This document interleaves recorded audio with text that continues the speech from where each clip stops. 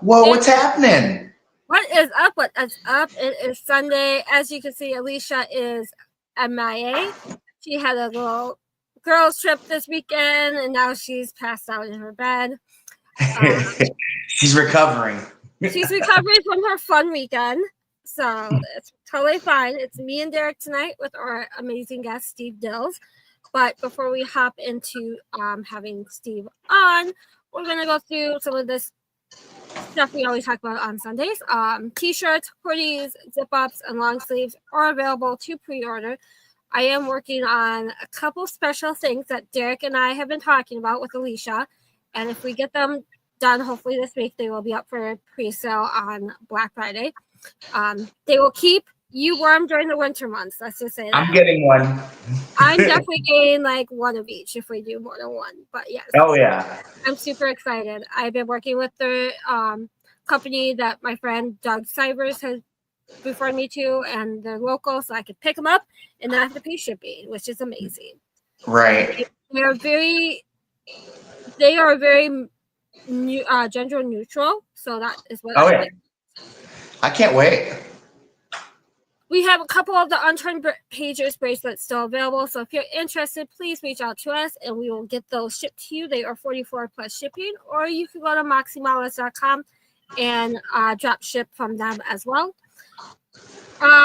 This is all Derek and Alicia, so Derek, give it away. All right, everybody, check out Sanctum of Souls if you're in the Midwest looking for something new to discover, something new that you guys have never been to before.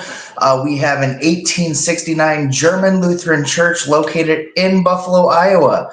So if you're out there wanting something new to investigate, this is the place. We just had Terry Mosby out last night. And she had a loaded evening. It sounds like she got lots of footsteps and a little girl that was whispering and things. So, check it out. I still need to get there. That's going to happen probably January, February, whenever I am available. But yes, indeed. I need to get down there. It's just, I got to figure out a weekend when I'm not traveling to DeKalb or traveling at all, or doing right. Lately, DeKalb has become my second home. Like, I should just buy a house, and when I'm not there, use it as an Airbnb at this point. That would be a great idea. Right. Thank you to our sponsors, Small Town Productions, Larry Eisler III, Creepy Crates, Reaper Paranormal, Crooked Path Paranormal, and Breaking Fate Entertainment. We discussed this a little bit last week. Obscura Paracon is coming up March 21st and 22nd here in DeKalb, Illinois. I will be helping Willie Atkins and his team put this amazing event on. Right now we have Dave Schrader, we have Amelia Carter, we have Dale, I can never say his last name. He's a paranormal investigator. I am working on getting a couple super special guests. We're talking to one this week, and if we can get him booked, I will be amazed, and I will be so excited. But put that date down in your calendar. It will be a Paracon, so anything creepy, paranormal, anything like that will be discussed, and vendors and everything will be included in that event price.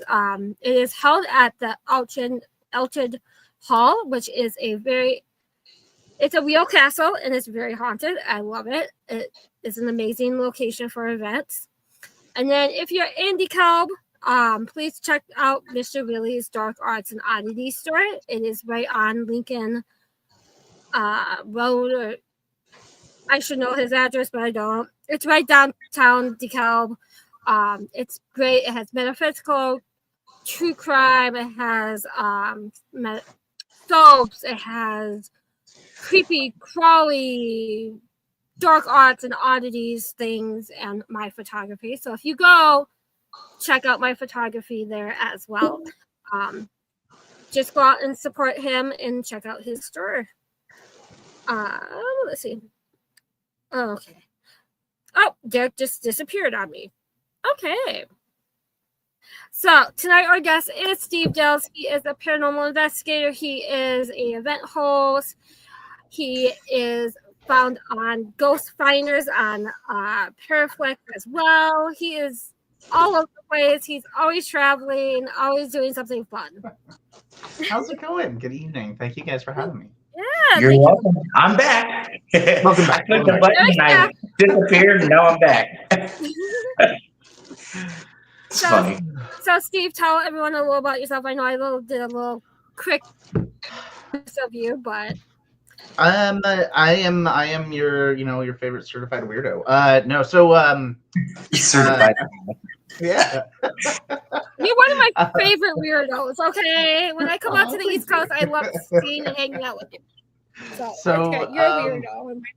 Yes, I wear that badge proudly, by the way. I always tell people I'm weird. Even at work, they're like, I'll be like introduced to people and be like, oh, and this is Steve Dills. And I'm like, yeah, I'm the company's weird guy. And they're like, oh, really? And I'm like, yes. And sometimes we have a weird off. Like sometimes they challenge me. They're like, "Are you really weird?" And I'm like, "Oh yeah, I am. I'll top anything you got." So I'm the director of Transcend Paranormal, and we are a paranormal team that operates in Central Virginia. We partner with historic locations throughout Virginia and some of the surrounding states, like Gettysburg, where we hang out a lot. Yes. And we do a lot of fundraising. So we investigate, we research, but one of our big pieces and kind of pillars to our mission statement is fundraising for historical locations. And we do a lot of fundraising for historic preservation, restoration. We also fundraise for educational programming for some of our historic locations that we work with, community outreach, you name it. And so when we host events, 100% of the proceeds goes directly back to the location that we're working with or to a nonprofit. For example, what was it? 2 years ago, I think Andy Andrews from Ghost City Tours up in Gettysburg was awesome, and his company was great. And they allowed us into the house on Knoxland Ridge to help raise money for Dan Klass's daughter, Shaylee, who is battling cancer. And so we were able to raise, $1,000 that evening, just that. And then we had Russ shave his head, and Wes shaved his. I mean, everybody's hair was coming off of places I didn't know. Even Dave Schrader got his head shaved. So, his little thing here got shaved. So while that was going on, we were actually at the house investigating, raising money too. So we do a lot of different things to try to to give back to the community. And so that's kind of our big thing. We've been around since 2010, and we've probably raised at this point. I stopped counting when we hit the $250,000 threshold, but we've probably raised over $500,000 in our lifespan for different historic locations throughout Virginia. Right. So it's really fun. It's a really cool thing to be able to give back and investigate. I'm also the historian on the Ghost Finders. So I'm with Rob Thompson and Megan Deputy, Patty Negri, Brittany Bickett. I mean, there's the list goes on. Dan Klass is also on there. Melody was on there in the past. I mean, we've had so many really cool folks that have been part of the Ghost Finders, and I've had the opportunity of getting to work with all of them over the years. So that's really fun because I get to go to different places and explore that. I typically do a lot of stuff in Virginia because it's close to home and close to my bed. Right. But it is nice to get out and explore. And so we got to investigate like New Orleans and Baton Rouge, and then, go up to the Greenville Manor, which you can't even investigate anymore. But that was I was gonna say that you can't investigate anymore. But yeah, that was awesome. I'm very sad that happened. But so I do that. I'm also the I don't even know, co-host maybe of a very potato quality YouTube series known as Eerie Encounters. My buddy Chris Vaughn and I film, and we try to set the bar very low for everybody. So if you watch it, you're like, actually, that's not as bad. And then I'm like, we set the bar so low that you can trip over it for us. So it makes it easy. Everybody surprised them. But we do that kind of in our spare time. It's been kind of lacking lately because I've been working and with a family and traveling and all this. It just hasn't, editing hasn't found time. I haven't had any time to edit video, and that is a lot of work. Right. So Right. yeah. So beyond all the paranormal things, I'm the immediate past president. So I was the president for the Hanover Tavern Foundation. We were talking about the Hanover Tavern just before we went live. Yes. But it's one of the oldest surviving taverns in America. Oh, wow. It dates back to 1730s. Wow. And I am on the board there. I was the president for a number of years. I am now kind of on the executive committee, so I'm still very, very heavy involved. But it's kind of like my historic home. So I spend a lot of time there and know the staff and the history and everything. So, and that's why we're hosting our Paracon. So, Yeah. it's a lot of fun. You know- I'm very busy. You can always book me for that Paracon, and it's an You excuse should for me to come. come. You should come. Yeah. Yeah, that sounds really cool. I mean, 1730, that's old. That's old. It is. So old. So the original building is no longer around. It unfortunately was very, very old. 1730s we know was our starting date because that is the first year that we have a license to operate a tavern on the property, on the grounds. So we have a piece of paper that says, hey, there was a tavern here at 1730s, 1733, I believe it was. And then tavern, the tavern taverned for a while. It was a small one-story structure, and it wasn't just a tavern. This is where people also, like the folks that owned it, that family, they also lived there. So it was your house plus however many people you could shove into the room. There you go. And so it was a very small building. And so in 1790 they decided, you know what, we're building ourselves a house.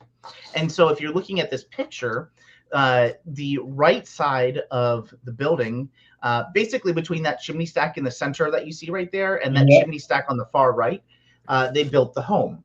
And so that was the very first thing. So that is what stands today. 1790 is the earliest portion of this building, and this is considered the new tavern. The second tavern that was built is the left side of that, between that chimney stack in the center and the one on the left-hand side. And so they built a new tavern in 1820s, and then in the 1830s they connected them. So that's actually two buildings that you're looking at today. The original tavern stood for about 100 years, and then it pretty much was just really dilapidated. So they decided instead of repairing it, they would build a new one. And so that's what we have today. It's a massive place. We have a theater that can seat 155 people. And if you do come for the Hanover Tavern Paracon, that's where all of our presentations are going to be, right there on stage. And it's a theater in the round, sort of. So you can, there's pretty much the theater, the stage juts out into the seating. So it's kind of like you can sit on three sides of the stage and watch. So it's a really, really cool theater. We also have a full restaurant with a scratch kitchen and a full bar. So when folks come to the Paracon, one of the really nice things, and this is why, like, first off, I wanted to stay here because the money is literally being raised to help continue keeping this building, operating. Secondly, it's in a historic building, and I love that. But third, we have a full restaurant. And so, like, it's not like, okay, we'll run outside and let's see what food trucks are there, or, God bless, say a prayer and then go and eat whatever food is at the hotel or the convention center. We have a full actual restaurant. Now, is it like a bed and breakfast too there, or is it like you get to pay?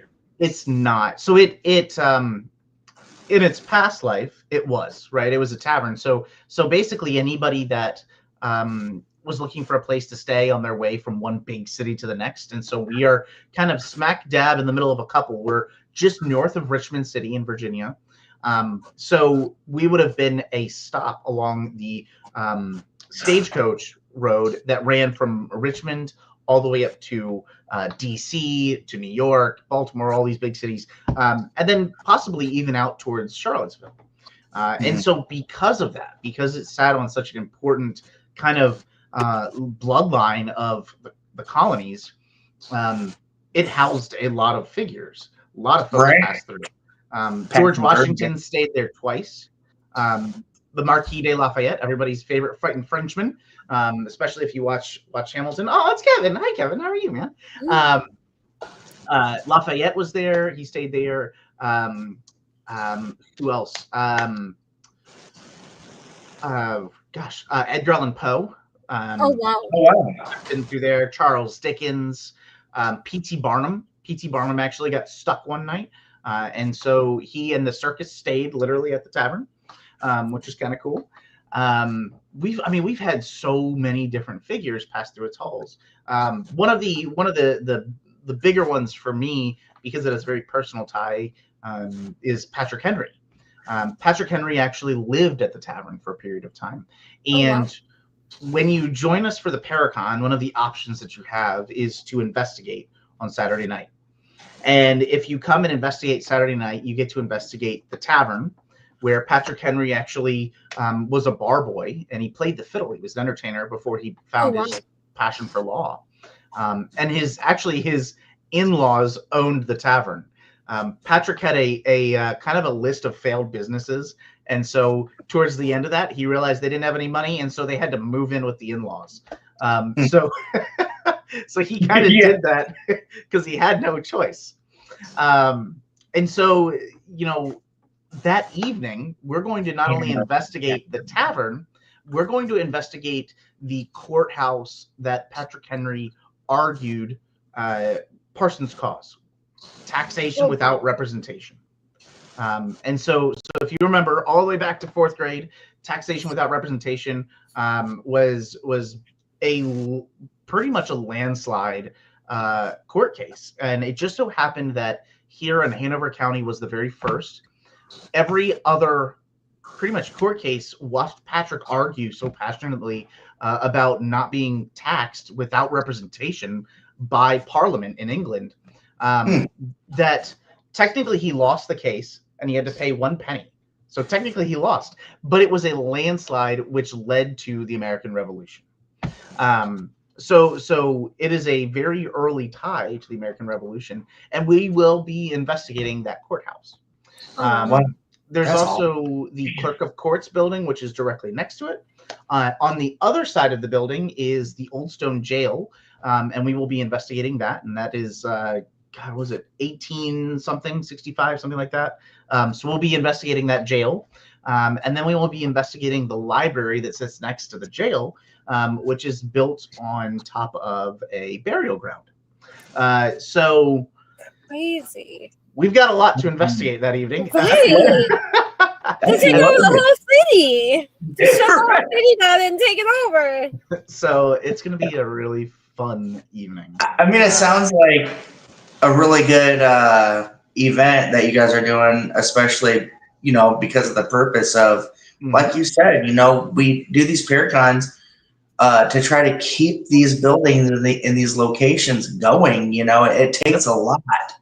And it really does, to reserve history, and the people that have to do it, it really does take an army to keep these places going.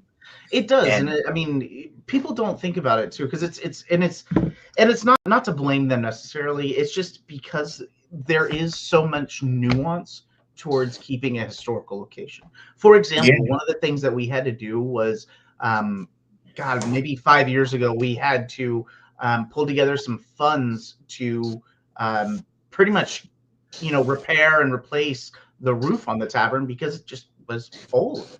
Right. And that's not just like let's just go get some shingles and slap them up there with some nails and call it a day. It's a very old roof, and so it needed to be, fixed and repaired in a very specific manner. Same with our chimney stacks. We had to have our chimney stacks repointed. And that, because they're historic chimneys, the brick and the mortar that were used to originally build the chimneys, they're not used today. No. It's a completely different material. And so we had to find a company that could actually do the work that we needed to get done correctly, so it it wasn't just like, oh, there's a random new brick right there. Right. So everything that we do What up, Tom?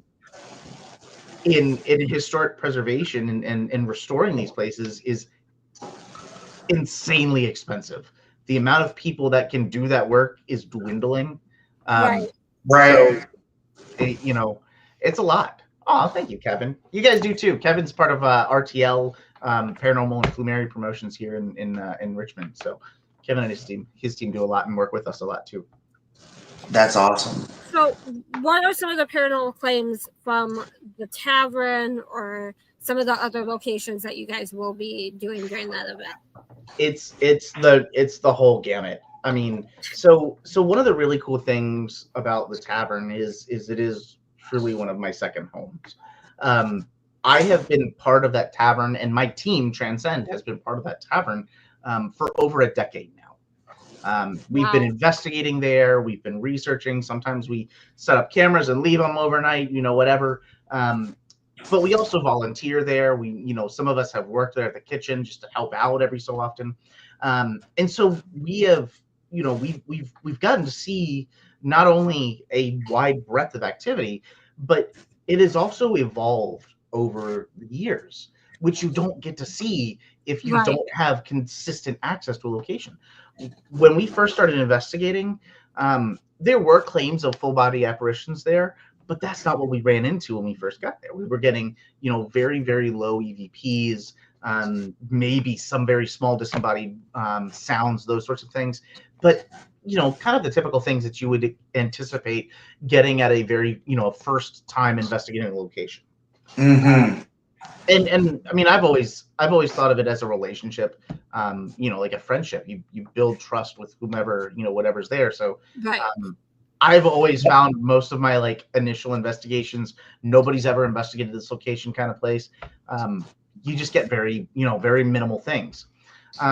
And so that's what that's what happened. And then it just kind of kept building and building and building as we've, built some sort of rapport at least. Rapport with them, yeah.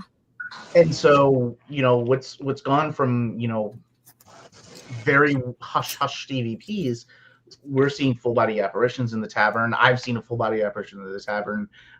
We've had objects move. The restaurant staff have had things move on them.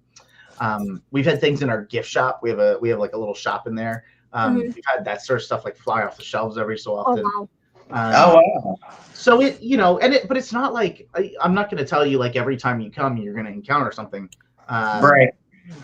And I think that's true for every paranormal location. Oh, yeah. Yeah, definitely. But I mean, we usually have something interesting happen, and it's cool because having spent so much time there, we get to understand what we're experiencing. Bye, Jenny. And so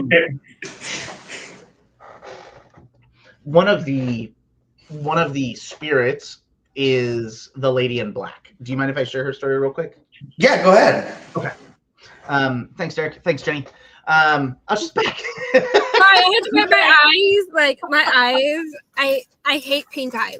As a kid, I know it was painful as a kid, but adult, it fucking sucks. I bet. So our lady in black is the very first reason, the whole idea, whole reason that we, as a team, came to investigate the tavern. And so, as the story goes, I get a phone call, and it's our executive director, David Dills, of the tavern, and his wife and daughter had an experience at the tavern. They want us to come in and check it out. And he shares that some of the staff have also had experiences. So we get there and they share the story. And basically, David's wife, Patty, and their daughter Katie were helping host a I think it was a wine pairing or a liquor pairing dinner, something like that. And they were both up on our second floor. Patty's welcoming guests in. She's talking to people, whatever. And she's standing there and she feels somebody grab her shoulder as if they're trying to get her attention to kind of turn. So she turns and there's nobody there. The closest person is her daughter, Katie, who is sitting way over there on a step. And so she realizes there's no way that Katie had enough time to get up, run over, grab her shoulder, run back over, sit down, and look like nothing happened. Mm-hmm. So she brushes it off, whatever. We're busy. She realizes that they need to get some more supplies for the event. So she asks Katie, "Hey, Katie, can you do me a favor? Can you go grab some more, supplies?" So Katie stands up and she turns and she makes her way into what we refer to as the parlor. And this is the portion of the home that is, or a portion of the tavern that is the home. So this is, remember, if we're looking at our chimney stacks, this is the right side. And this portion dates back to the 1790s. All right. So she starts to make her way in there and she realizes that she's not the only person in this room. This was not a room for the guests to be wandering in. All the events were happening on the other side of the building, not this side. So she realizes there is a woman in a black gown standing in the center of the room. And she is slowly making her way towards the threshold, the exit on the other side. So Katie's standing there. This woman starts walking. And then all of a sudden, the woman turns around, makes direct eye contact with Katie, smiles at her, turns back around, walks out the threshold of this other door, and as she does, she disappears. And so this is the story of what we refer to as Our Lady in Black. And I feel like every historic location needs to have something of some sort of color. Right. Lady in black, lady in blue, lady in red. They have to have something. And so ours is a lady in black. Now, we start, we interview her, we talk to other people, we start doing some digging as to like, who could this have been? And we realized that the dress that this woman had on was a morning gown. It wasn't just a black dress. It was a Victorian era morning gown. And so this is where I'm huge into I guess the notion that history and hauntings go hand in hand. Right. To understand the hauntings of some of these locations, I do think it is necessary to understand the history of some of this. History, right? And so, at that point, it is piecing together a puzzle, right? You've got some puzzle pieces. Can you make this work? And so we start looking. Okay, we've got a woman. She's in the parlor. She's in the home section of the building. She's got a black morning gown on, and she's in the home. So she must have lived there or must have been a relative, right? Because we start looking. Okay, well, how many other people have seen this woman? Oh, well, multiple other people have experienced the lady in black in the parlor, in the home portion of the building. And so we realized, well, maybe we should hone in on, the families and the people that owned the tavern. Mm-hmm. So we do that. And lo and behold, during the Civil War, there were some owners. I mean, they were nice people. I just don't name drop because, just in case there are relatives or anything like that, I don't do any name dropping. But they had 2 sons and 2 daughters. Both sons went off to fight in the war. Both returned home safe and sound, all bodies intact, fingers, toes, everything. Both of the daughters stay home, and both of the daughters get sick and die. Oh, wow. One of the daughters ends up leaving 2 grandchildren. She had 2 kids, and so she leaves her grandchildren there at the tavern to be taken care of by her grandparents, the owners. And so, we look at that and we're like, well, okay, well, that's interesting because now this lines up with our time period of this supposed lady in black. During the Victorian era, because it's a Victorian morning gown, it was very common for women to have mourning gowns. They had a period of mourning, a period of a loved one has passed away, and we need to perform this tradition, this ritual, basically honoring them. And so we think, well, maybe that's it. What else do we have? Oh, well, she was seen in the parlor. One of the interesting things about the parlor is that it was used for everything. All of your big family events. Yes. Because Where do funeral parlors get their names? Parlors. Yep. From your house. And so she would have had to spend an extended period of time in this room with both of her daughters. Wow. Probably, sitting there during a wake. And Right. what we understand as a wake today is, Not what it was like last. Exactly. We might go up to, the church or to this funeral home, and we're going to be there for, an hour or two or something, whatever that time frame is, depending on your relationship with the person. It might be, well, I'm going to go and visit because it's a friend of mine, or this was my mom. I'm going to be here the whole, all day. Whole time. A wake at that time, this time period, a wake was very different. A wake was literally to make sure the person didn't wake up, because being buried alive was a very, very real thing. Yep. It didn't happen as often as people like to think it does, but it did happen. And so how do you tell if somebody is dead or not? Well, let's just sit around for a couple of days and see if they wake up. And so that's it. And so she would have had to spend an extended period of time in this room for both of her daughters. So, it's an interesting thing. You start piecing these together. Okay, well, the parlor's significant. The fact that it's in the home is significant. The fact that it's a woman wearing a morning gown is significant.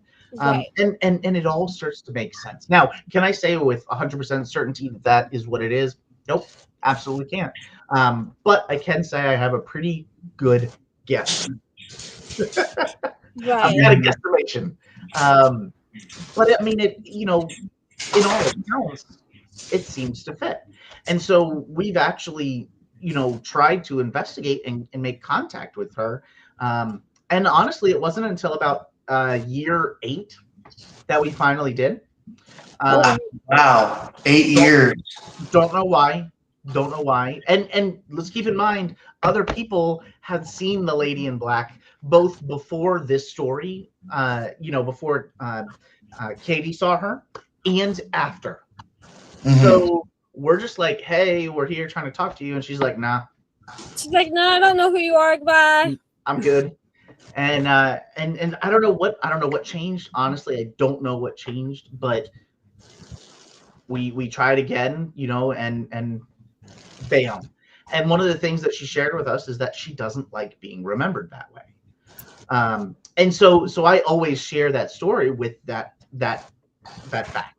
That to me is very important. She doesn't want to be remembered that way. That was just a point in time that to me was probably so emotionally raw for her. Right. That is just on repeat. It's like the stone tape theory is just playing. Yeah. And it could be that maybe Katie was the perfect height to make it look like whomever this was looking her dead in the eyes. Mm-hmm. Right. Maybe she actually wasn't. You know what I mean? But maybe it was something that was intelligent, and she really did present herself this way. But we have been telling this story for 10 years now, and she's like, stop, please stop. I don't want to be remembered like that. Right. And so, I mean, both could be viable truths. But I always share that because, that's a fair point. We always focus on these little snippets, these little windows of time that we seem to know whomever these ghosts are. That's not their whole story, right? That's not their legacy that they're leaving behind. This is a very small window. This is a very, very tiny frame of this person's life that for whatever reason we're able to experience. But that's not to say that that's how they want to be remembered. Right. So it's very interesting. And so, she has a nickname, so we call her that now. And, we hear, she pops around every so often when we're investigating. It's, so that's the big reason that we actually investigated it. Now, let's backtrack a couple of years. And growing up, I passed by the Hanover Tavern every day to school.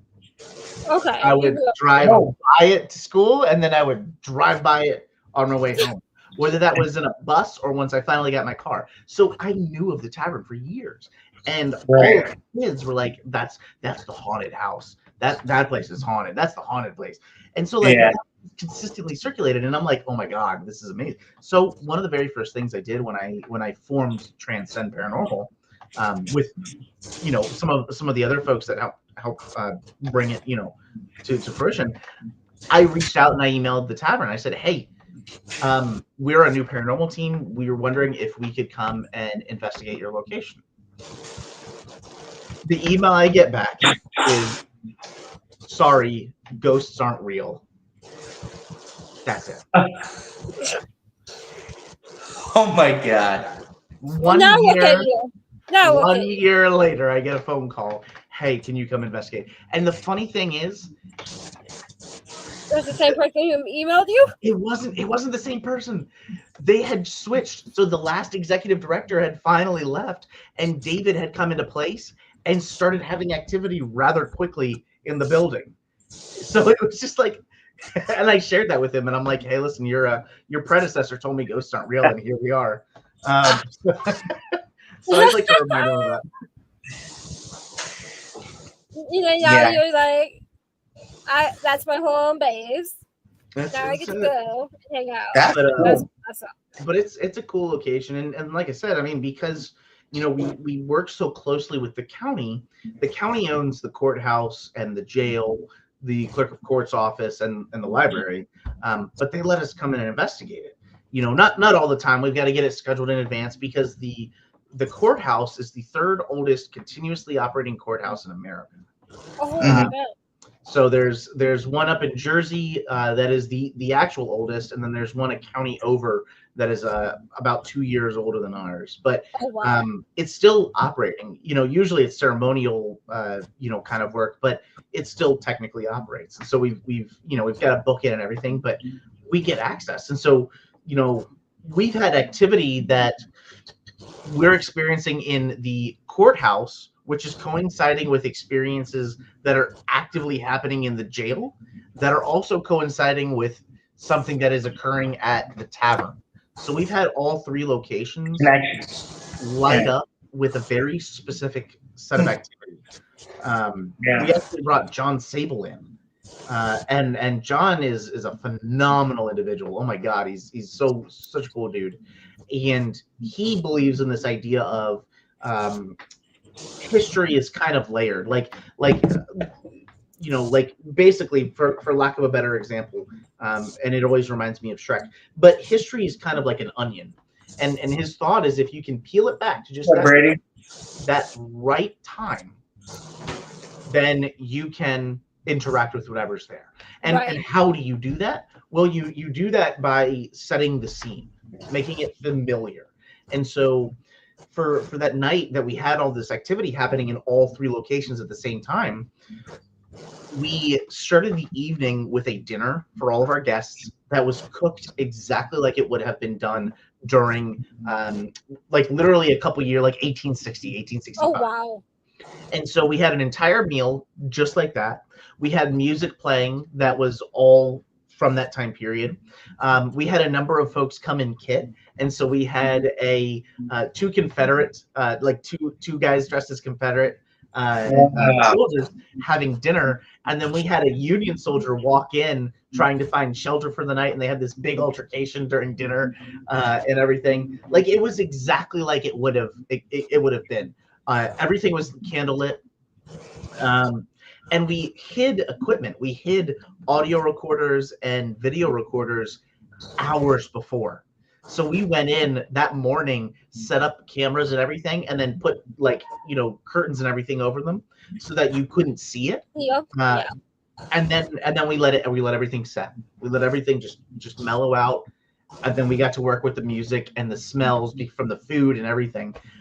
We had all of our guests wear like this wouldn't have worked because I've got, this is not something that would have been remotely normal in 1860s. So everybody wore other, kind of period clothing, or just without any logos or anything, just so that all of us could really fit into this evening.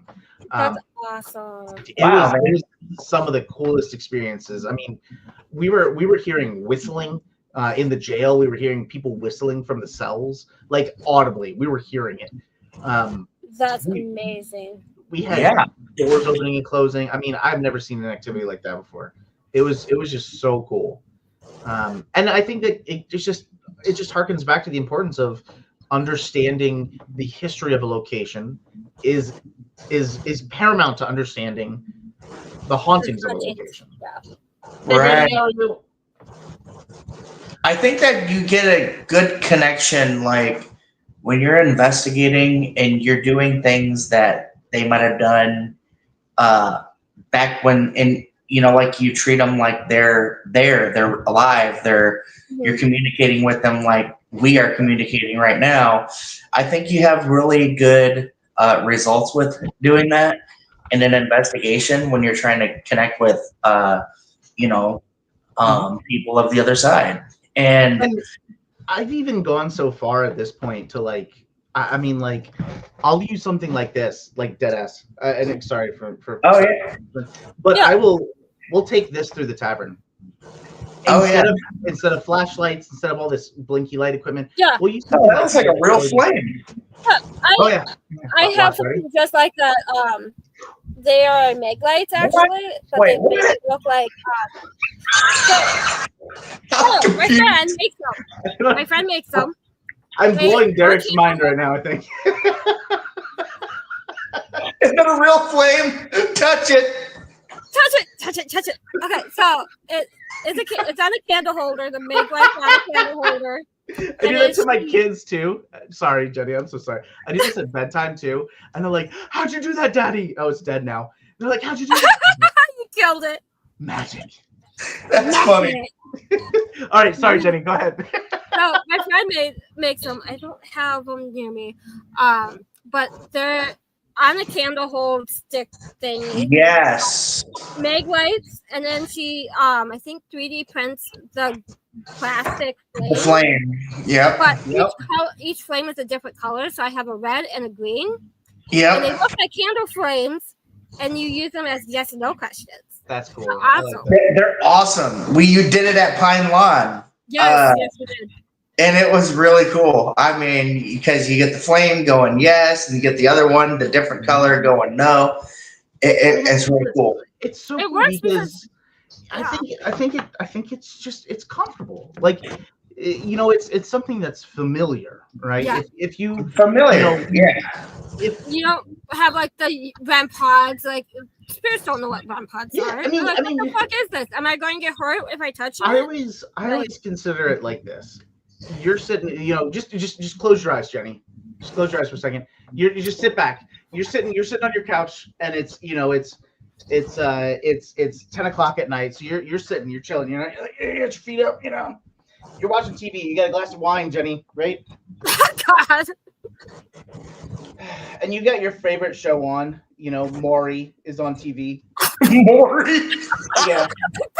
And it gets to the point you are not the and so and then all of a sudden 10 people bust through your front door, right? And so what are you gonna do? You're like fight or flight, right? You're either gonna sit there and be like, all right, I mean, this is weird, but I guess we're here now, or you're gonna leave. And so I think that's a lot of times what happens, and we tend to forget that. These 10 people are just busting into your room, into your space. Thank you, Tom. And and they are, first off, disregarding the fact that you're there. They don't have any idea that you're there watching Maury, trying to see if it's the father or not. They have no awareness of you. So they're just busting into your property, doing whatever the heck they want to do, rearranging things, putting out chairs, putting out equipment that you don't understand. What is that blinky light thing? And so, of course you're gonna be shy.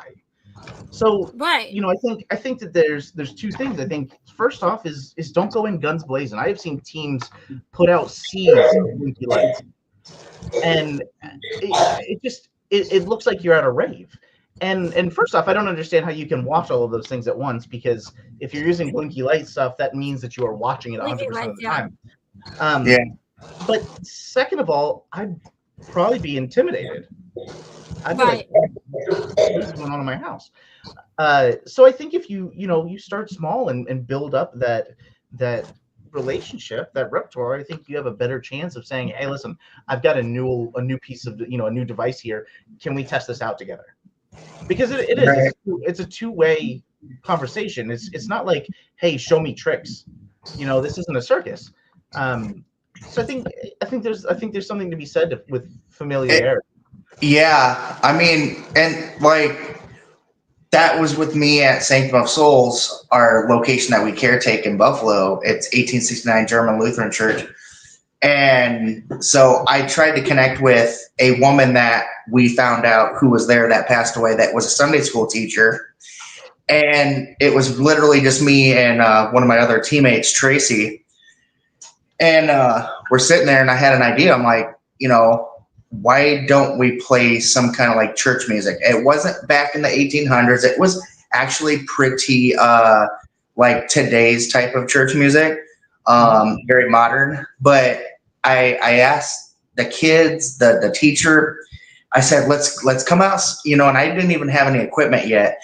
And I was like, what if I did this? And I was asking them, I said, what if I were to do this?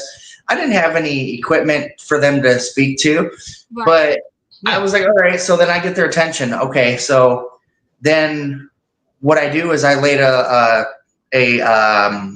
EMF tripwire in the kids area where the Sunday school was, Yep. And I said, now let's dance, like come out and dance. Let's praise God. And I'm like really emotionally into this. I mean, I'm throwing my hands up because I'm getting on their level of where they would have, and dude, like we just started getting interaction. Like we hadn't had any interaction for a while. We do this and then bam. And then towards the end of the song, I say Edith's full name and the whole entire tripwire goes off right as soon as I finish her last name. It was the coolest thing. It's on video, and I'm so glad I caught that because I was just like, holy shit, That's one of the coolest things because you're getting down on their level, I mean, there's something to be said. I mean, and there's definitely something connection. to be said because it's like I've always been taught in I've taken a number of leadership courses, and one of the things that has always been really drilled into my mind is meet people where they are. Right. Yeah. Meet people where they are. If you're going to go in and try to do this weird thing of talking to somebody that has been sitting there for 200 years and nobody has ever acknowledged them, and now somebody's finally saying your name, oh my gosh, like ease into it, meet them where they are, and I think you have a much better experience. Exactly. And don't never get disappointed either. Like if things aren't going the way you expect them to go, then you have to have an understanding of, okay, this is what they want. They don't want to communicate, so we're going to carry on and we're going to try something else. We're going to move on to something different, Who's to say that? I mean, we and this is the thing I love about the paranormal. We have zero experience about zero things. We don't know anything about nothing. And so who's to say that they're there that night, right? Like maybe it's just maybe they went on vacation. Maybe there's a certain environmental set of things that need to occur so that communication can occur. Right. Or maybe and there's so many different variables to it that I think the biggest thing is enjoy it. First off, have good company, have the right people around you. And secondly, enjoy it for what it is, because more often than not, it's a historic location that you otherwise wouldn't have the ability to experience in the setting that you are right now. Mm-hmm. Right. I mean, there are, for the Hanover Tavern, we host 4 investigations a year. That is only 4 times that really guests, staff, volunteers are staying at those hours and exploring portions of those buildings. There's some rooms in the taverns that guests get to experience and investigate that even our staff don't typically go into. Magic. Even the clerk of court's house or building, excuse me, it's a museum now, but certain portions of it are no longer accessible. Guess what? You get to go and walk in and explore those. one of the places that I always thought was really cool here in Richmond was the Bird Theater. And so the Bird Theater is a very, very old theater.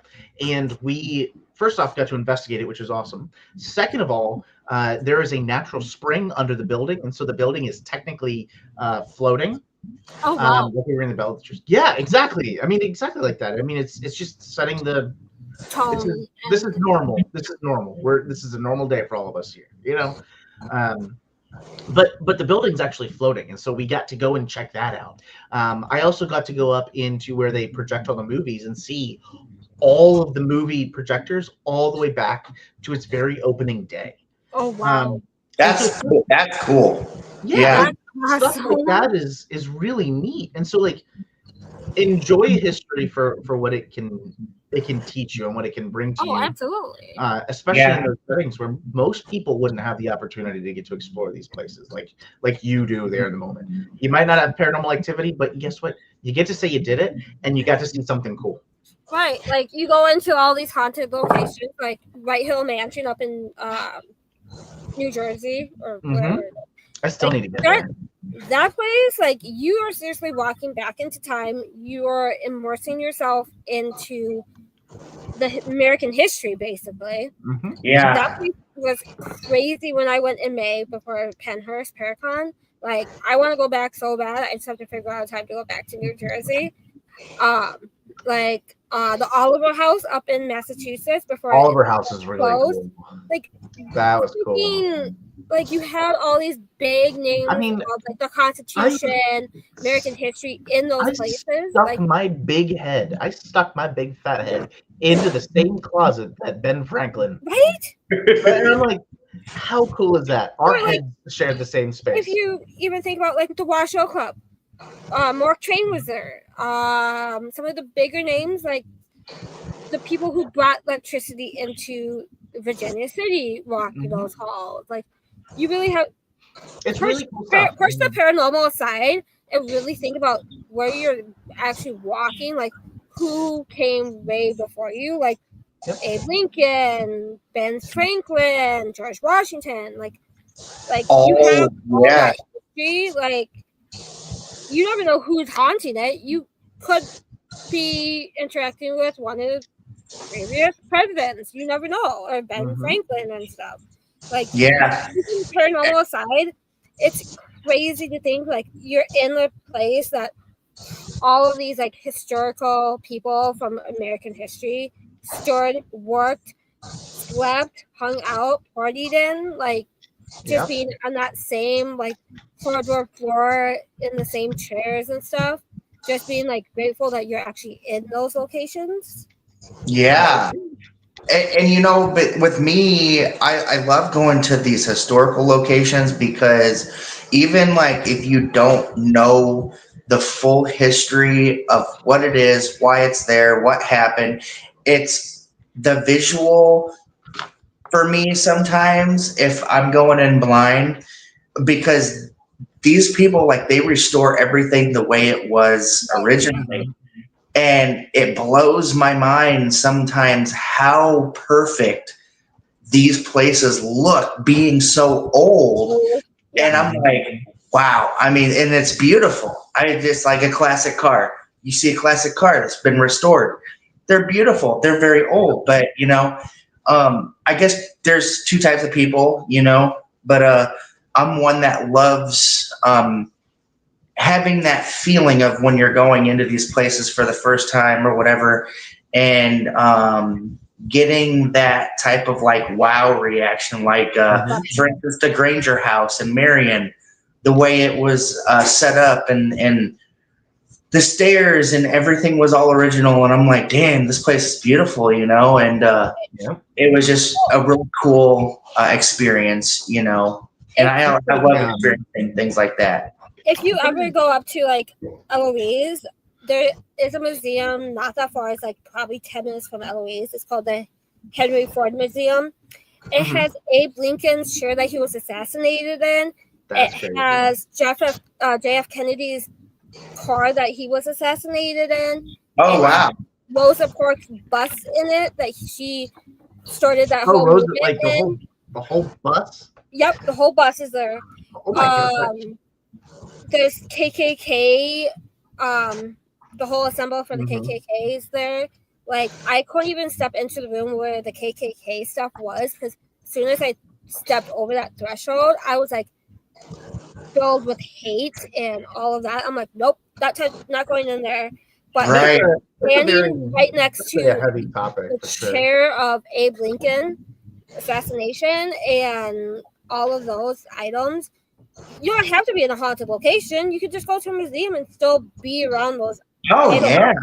Like, I just walked onto Rosa Parks' bus because you could go sit in it, and I happened to pick the seat that she sat in, and I didn't know it until one of the museum workers comes up. He goes, "Do you know that that's the seat that Rosa Parks sat in?" I was like, "No, I was just led to it, like intuitively led to it." That's cool. Like, Yeah. that Before place is we- amazing. Like, it's huge. Yeah. Like before me and Alicia was on a team, and this was years ago when we first got together, we took a trip to South Carolina, and this actually could have been on our anniversary, that we went to Charleston, South Carolina, which is rich in history, with these plantations and stuff like that.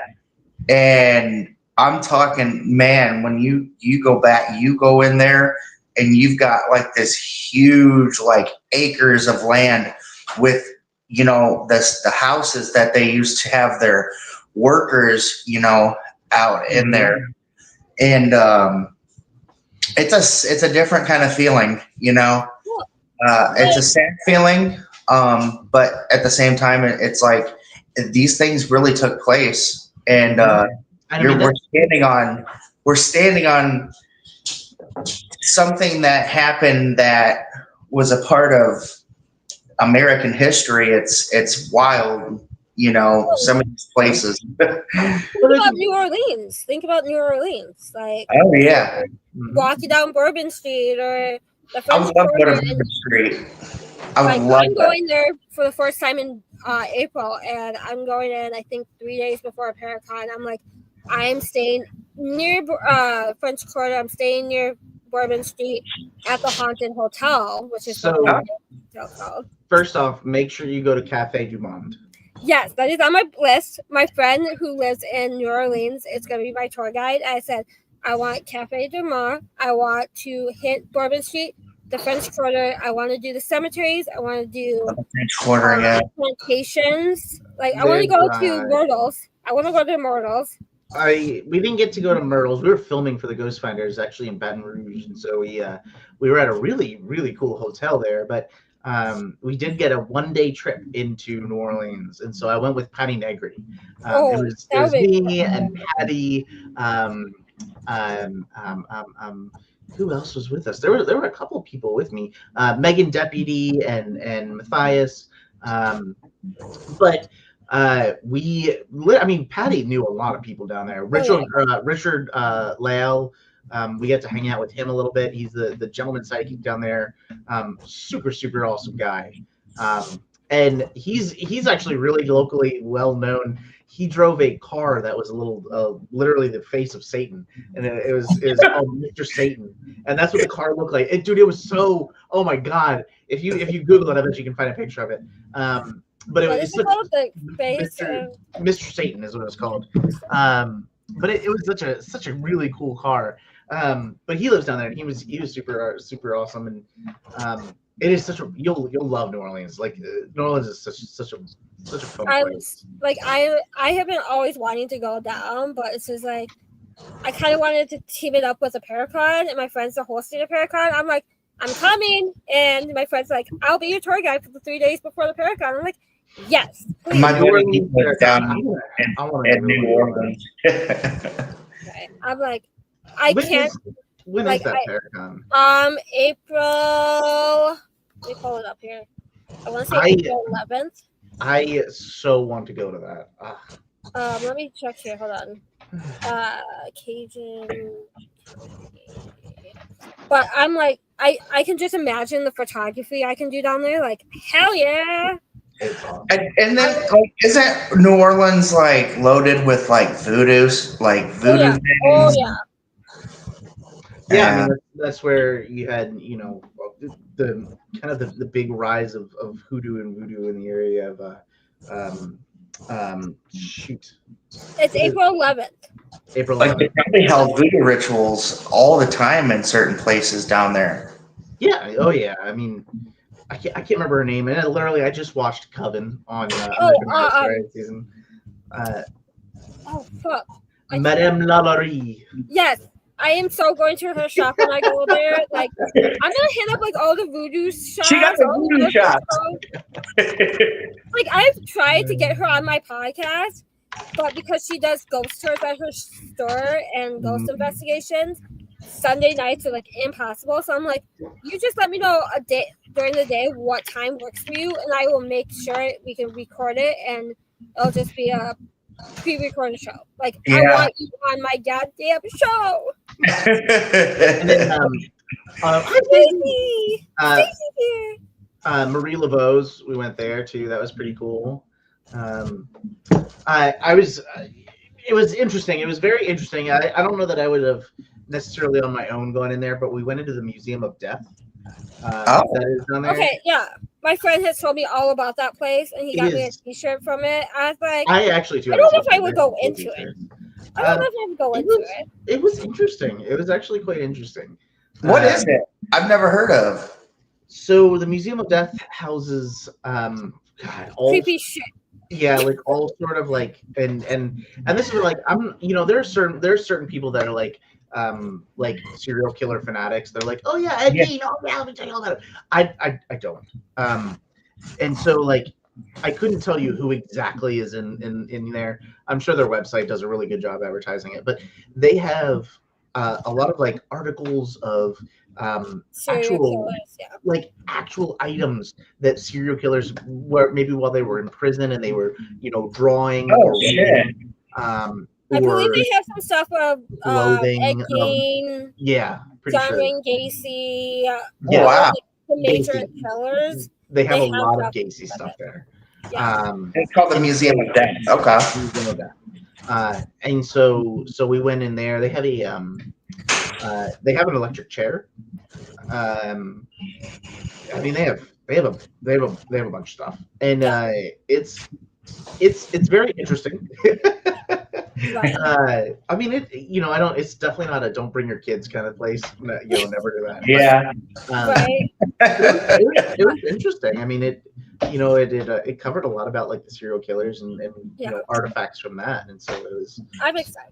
Kind of in its own way haunted. There's. I mean, you walk out of there and you're like, oh, holy shit! Like. Right. I'm excited to go to New Orleans. Like, I already told him if I see an alligator or crocodile or whatever you want to call them down there, I'm gonna be running the fucking opposite way away from the crocodiles. Just don't get eaten by the crocodile. The response is, I'm gonna take you on a swamp tour. I was like, no, you will not fucking take me on a swamp tour. But now, that's one thing I wouldn't mind doing is doing like a swamp with the boat in your hauling ass. Yeah. Oh my god, that sounds amazing. I'd totally be down. Oh, I'd be down. Yeah. I bet you they will get me to do it, and I'll be there like snapping pictures on the boat, and I will see an alligator. I'll be like, "Can we go somewhere else now?" Derek and I are gonna go take one of the airboat rides or whatever. Yeah, the airboat. Hell yeah. We'll take some equipment just in case some weird shit happens. Yeah. I mean, weird shit will happen. It's just right. What kind of weird shit? What kind of weird shit will happen? That's the question. Oh my goodness. But I mean, my very first, so I've only been to New Orleans maybe half a day, and I tried to jam pack as much of it into as I could. And so the very first thing was Cafe du Monde. And I remember we got up early, and I am not a morning person. I mean, you can see I'm wide awake right now. So we got up way early. I had a late afternoon flight home to Richmond, and I planned it that way so that I could either Uber or hitchhike. I didn't care how. Like I would crawl. Came on the side of the road. Hitchhike, please take me. because I wanted to fly out of the New Orleans airport so that I could see New Orleans. Like that way I was like, I'm forced to see it then. And so Right. got up early, and Megan and Matthias had driven in. They had drove all the way from North Carolina down. And so they're like, we're in. And I'm like, oh my God, thank you. And so so they got up, we all piled into their car. We were jam-packed in there, but we were dead set. And so the very first thing, and there's a picture of it. It's one of my favorite pictures, and it's me and Patty and Megan and Matthias, and all of us are sitting there at a table at Cafe Du Monde. And that was my very first like memory of New Orleans, was sitting at Cafe Du Monde. I had these, the beignets that just make you look like you're doing cocaine when you eat them, by the way. That's what it's going to make you look like. It's going to have all the white powder. And so bring a wet wipe. Bring the baby wipes. Bring a wet wipe. But we sat there, and I had an iced coffee. We all had beignets, and there was a man playing the saxophone. He's playing some jazz right on the corner right there. And I was like, I'm in New Orleans. Right. And it was the most perfect way of like the most perfect introduction. Like it couldn't have been more New Orleans than that. So I highly recommend it. First thing, get the beignets. Get the beignets. Do cocaine. I mean, get the beignets, and you're gonna have fun. I'm so excited. Yeah, New Orleans is definitely on my bucket list for sure. I'm not a big crawfish person, but I'll find something to eat down there. I will find something to eat. When I travel, I am huge on like immersing yourself in their food. Yes, the cuisine. There's some lines I will not cross. However, you gotta try alligator. You gotta try. I've never ate alligator. I've never had it. I have eaten alligator. I've eeten frog legs. I've eaten cow tongue. Oh God! Nope. I wouldn't say like if somebody was like, "Hey, would you like this New York strip or this cow tongue?" I'd be like, "Cow tongue." No, I'm just kidding. I'd be like, "New York." He's like, "Give me the cow tongue. I will eat that." I'll take the strip steak, medium well. However, the opportunity was present, and I didn't want to deny myself from being able to share a story about it. Right. And so I tried it. Right. So I did that. I've also eaten. Do you remember? Because we're not talking about paranormal, we're talking about weird things. Steve is Cards Against Humanity. Oh yeah, that's a paranormal one. Well, but do you remember? There was maybe a year or two back.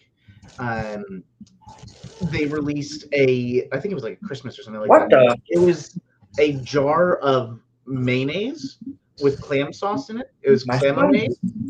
What? And inside of the jar was the booster pack for Cards Against Humanity. And so the whole bit is if you got the jar as a gift, then you would have to stick your hand into the clam mayonnaise. It smelled horrible. Fully edible, by the way, but it smelled horrible, and then you get to pack out. And so my buddy Chris, Eerie Encounters, Chris and I, of course, we both ate a spoonful of it. It was horrible. Everything tasted like clam and mayonnaise for a week. But, oh God! Oh God! No!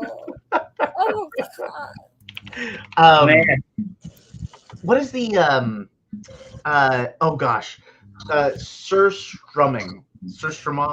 I don't know how do you pronounce it. It is a Swedish, I think it is, the delicacy. It comes in a can. Yeah. No, I know what you're talking about. And when people open it and they just start vomiting. Because they smell? Yeah, I've seen it. I've seen it. Yep. You've ate that? Yes. Okay, so when I see you in July, you would eat just about anything at that point. I mean, oh my God! I'm gonna do the most nastiest shit and buy you and take it to Gettysburg Bash and have you eat it live at the bash. My father-in-law had that one year, and he did it as a prank because he's a funny person. He fucking opened. I'm telling you what, I threw up. It was terrible. It was horrible. Absolutely horrible. It's not good. Is the first couple of bites just taste like a really, really, really salty fish. And then the smell kicks in your mouth. And so like it was a dare at EnigmaCon. It's a Paracon that is hosted at St. Albans Sanatorium, which is amazing, by the way. If you have never heard of St. Albans or investigated it, St. Albans in Radford, Virginia is one of my favorite locations. I'm gonna check that place out when I'm going there. I will be speaking there at when is that event? It's in April as well, so it might all line up perfectly for you. Maybe you'll hit one Paracon and then go to the next one. So you just do an East Coast tour, and then you make your way up to Gettysburg.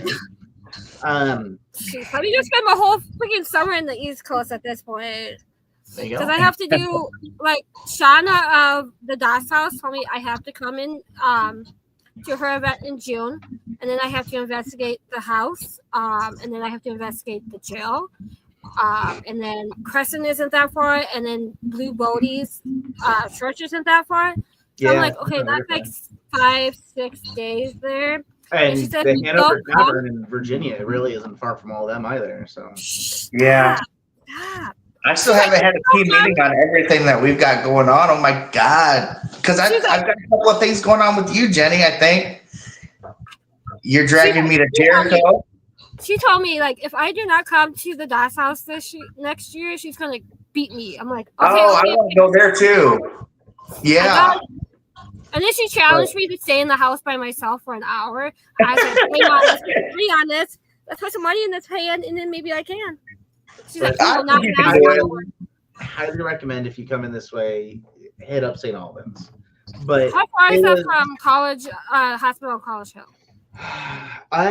Really not too far, honestly, because St. Albans is on the western side of our state, so it's actually pretty. It's actually close.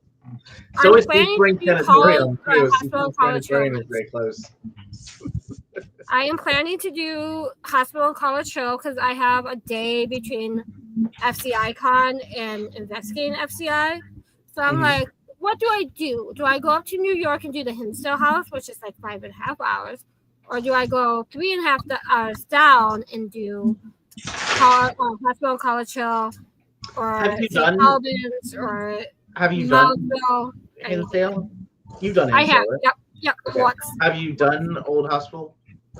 I've never been to West Virginia. I've never been. Old Hospital is really cool. It's also really, really pretty up there. I'm super excited. It's an old mining town, so it is a cool spot. St. Albans is also amazing because it's a former insane asylum. With a boys' school. It was actually first a boys' home, and then an insane asylum. So there is a lot of crazy energy. St. Albans is the kind of place that will rise to the occasion and meet you where you want to be met, which is really cool. And I've also we've kind of a couple of us that go up there and investigate pretty often have a going theory that St. Albans will present to you what you fear the most. Or what you're thinking you're going to be fearing. So like if you go up there with the intention that, I'm gonna have the scariest night of my fucking life. A full body apparition approach me. Oh, fuck that. I've done that at Eloise. But I'm saying, like, we did that, and then we had a full body apparition. I mean, like, it seems to meet you where you're at, and right. And so it is a very dynamic haunting there. I'm just gonna say this. I'm gonna be sending you a message about dates because you're coming with me to either one. And then we have never investigated together yet, Steve. We've never investigated together. So we gotta do it. We'll fix it. And then you can come with me up to FCI. I've never been. FCI is I've always crazy. wanted to go to Adam's events. I really respect him. He seems like a very, very awesome. I love Adam. Like, I have been friends with Adam for like 10 years, and this year I finally met him in person. Like, I've been to Madison and FCI last year a couple times, and he was always supposed to meet me there, but something always pulled him to the opposite location. I'm like, okay, Adam, I'm coming to your freaking events this year. We were going to meet, and we met, and we were like family at that point. Yeah, I do want to meet him because I really like how respectful he is with his location, and he has a real sense of purpose restoring them, and I really admire that. So. When I went to FCI this summer, I've never had a laser grid pen spin in circles and then roll away. That's cool. Oh wow! It happened on video. And they'll be like, "Are you fucking with the lens, the pen?" I'm like, "No, I'm far away from it. I'm videotaping it like 5 feet away from the pen." Like, then why did it just move and like turn in circles and like roll away? I'm like, I don't know. But FCI will give you anything that you want, and they have a room down in the basement called the Monkey Room, which I have never been influenced to the point that I wanted to jump across the table and smack a friend of mine in the face. Like a monkey? But the Monkey Room. Okay, I don't know.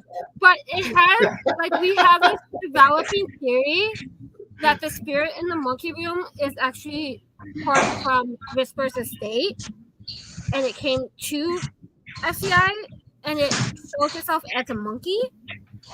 But I was standing across the table from Christopher Jensen, who does the psychic stuff at FCI and Madison sometimes, and we had been doing an investigation at FCI Con, and all of a sudden I looked right at him. I said, "I want to go across this table and fucking beat your face in." He goes, "You need to get out now." And my friend literally pulled me out of that room because my whole like demeanor and my face changed to like a man. I was like, that room scares me at FCI. Like, that room ain't monkeying around. Yeah, no, it's not monkeying around. But if you get to come to FBI, definitely do. Madison Seminary he owns is amazing. ISS, Billy Creek that he helps run, all amazing. I always see the videos and pictures they post, and it always looks awesome. So. Yeah, like what we talked about earlier, playing music. We did that at Billy Creek Village in the Baptist Church, and we played "Coming Down the Mountain" or whatever, or "Go Tell It Down the Mountain." We literally felt the floor moving as if people were dancing. Oh, wow. You could hear like footsteps on the floor dancing, and you could hear people like clapping. I was like, this is fucking crazy. But then we went to the Catholic church and played Pink Pony Club. Also got a lot of dancing and clapping, I take it. Oh, no. It got evil. They did not like that. It got to the darker side because the Catholic church on Billy Creek is more darker energy. And let's just say, I'm pretty sure me and my friend are going to hell because of that whole experience. Honestly, I think if I were sitting there in that and you'd be like, you know, the EVP would be just like, I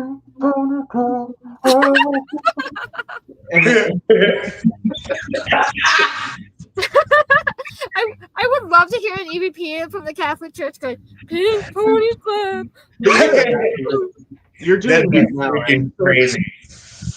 Who's to say that you playing that at that location doesn't now in turn decades, you know, a generation, 2 generations from now of ghost hunters, they go in there and they're investigating and they hear Pink Pony Club and then they just hear Jenny giggling and like that's the EVP and they're not going to have any. They're like, this is a Catholic church. Why is there Pink Pony Club? Right? And they're not going to understand it whatsoever. There's going to be zero context. It's just going to be Pink Pony Club and then some random woman giggling, and that's it. That's what Adam talks about too. Is like the stone tape theory. Like every time you investigate, every time you enter a location, you're leaving a part of yourself, of your energy. Yes. Location. So what you might be experiencing on your investigation might not be the spirits of the location, but the spirits of the investigators who have come through previously and leaving their energy. Right. Right. Yep. I love hearing Adam talk about the stone tape theory and all his little theories he has about his location. I mean, it's Adam, I definitely, love you. you know, we are our own hauntings, Right. and you know, even if you break that down and you walk less away from the, and I'm not going to disagree with anything, because we don't know Right. what the paranormal is whatsoever. But if we leave the metaphysical and go towards the scientifical side of that, Mhm. where we still have the idea of stone tape theory, where you say, well, it's our energy, it's our essences poured in, whatever you want to say. But if you say scientifically, that could also be true, because Right. when we talk and everything that we do creates, audio, Right. our voice has a wavelength, right? And that wavelength doesn't go away. What happens is it gets longer and longer and longer and longer during its lifespan. And so sure, it might get very, very close to being zero, but it's still going to have a little bit of that. So could you take that and make it from very long, right, and then compress that wavelength back into audible noise? Mhm. Yes, you can. Absolutely. You can exactly do that, because that's how amps work. And so, we know that there could be some scientific mechanism saying that, what we're saying, this conversation might have the same thing, might have the same effect. Somebody coming up here and investigating my office for some random reason, listening to us talking, now they're only going to hear my portion of it. And then somebody's going to have to realize that somewhere across the country, to hear your part and your part, you have to be in all three locations at the same time. Right.